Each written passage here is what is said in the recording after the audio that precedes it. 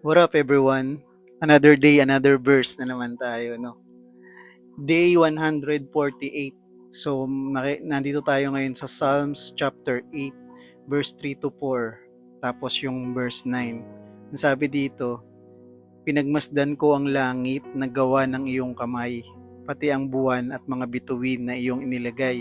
Ano ba ang tao upang iyong pahalagaan o ang anak ng tao na upang iyong pangalagaan? O Yahweh na aming Panginoon, sa buong mundo'y tunay kang dakila. So awit to ni David, habang pinagmamasdan niya at amazed siya dun sa paggawa ng Diyos sa mga buwan, mga bituin, yung lawak ng kalangitan, di ba?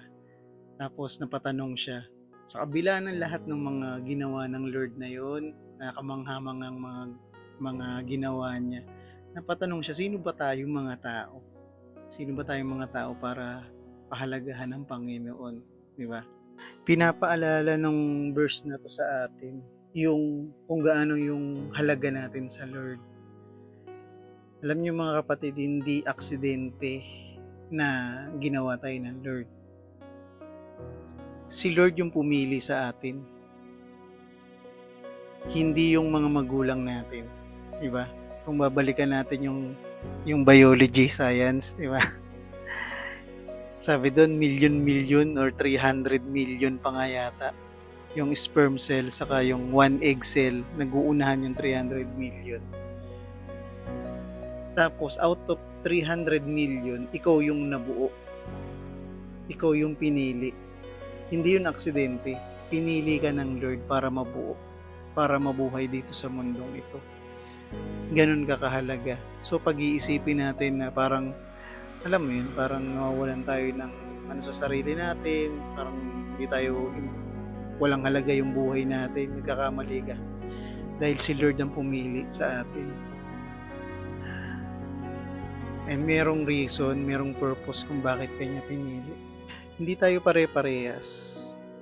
Merong mga kahinaan tayo na kalakasan ng iba. Meron naman tayong kalakasan na kahinaan naman ng iba, di ba? So magkakaiba tayong lahat.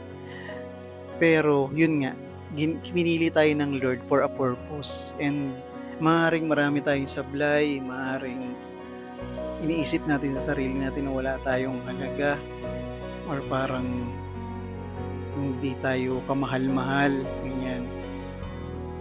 Pero gusto kong sabihin sa inyo na mahalaga ka. Gusto kong sabihin na may nagmamahal sa iyo. At yun ay ang ating Panginoon. Hindi man tayo sapat sa tingin natin, pero kay Lord, sapat tayo. At tapos sabi dun sa verse 9, di ba? Dakila yung Panginoon. Great is His name, di ba? Sa buong mundo. Dakila yung pangalan. Para sa isang napakadakilang Diyos na nagbigay halaga sa atin, sino tayo? So the next time na pagdudahan mo or pagdudahan natin yung halaga natin, isipin natin kung gaano yung pinakadakilang Diyos na nagbibigay ng halaga sa atin. Nadayain ka ng kalaban. Sabihin sa'yo na wala kang kwenta, wala kang silbi, wala nagmamahal sa'yo, walang tatanggap sa'yo. Pero dito sa verse na to, nawa maisip natin na mas mahalaga tayo sa lahat ng mga ginawa niya. Mga hayop, di ba? Mas mataas yung anghel sa atin, pero si Lord, tinuring tayong mga hari, di ba? Iba yung tayo yung ginawa na kawangis niya. Kawangis tayo ng Panginoon. Nakaka-amaze, di ba?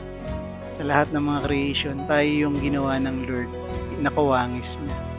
So, importante na lagi nating isipin para hindi tayo madaya ng kalaban na tayo ay minahal ng Panginoon, tayo ay handang patawarin ng Panginoon kung hingi tayo ng tawad, at tanggap niya tayo. So napakaraming reason para magpasalamat sa Lord, diba? Kung babasahin natin yung salita niya, sobrang daming rason para magpasalamat sa Lord. And magpasalamat tayo sa dakilang pag-ibig niya. Salamat tayo dahil dun sa pagtanggap niya, sa pagpapahalaga na binigay sa atin ng Panginoon. Anong dapat nating gawin? Mamuhay tayo na nagbibigay ng kaluwalhatian sa Kanya. Nagbigay ng kaluwalhatian sa pangalan ng Panginoon. Di ba? So lagi nating iangat ang pangalan ng Panginoon sa ating mga buhay. Siya na gumawa sa atin. Maging mapagpasalamat tayo sa araw-araw. Alalahanin natin na ang Diyos ang pumili sa atin para mabuhay dito sa mundong ito. And may purpose yun. Gustong sirain nyo ng kalaban, gusto niyang linlangin tayo para hindi mangyari yung purpose na yun. So huwag ka nang malungkot, dapat maging masaya ka dahil mahalaga ka sa Diyos, mahal ka niya at patuloy ka niyang mamahalin magpakailanman.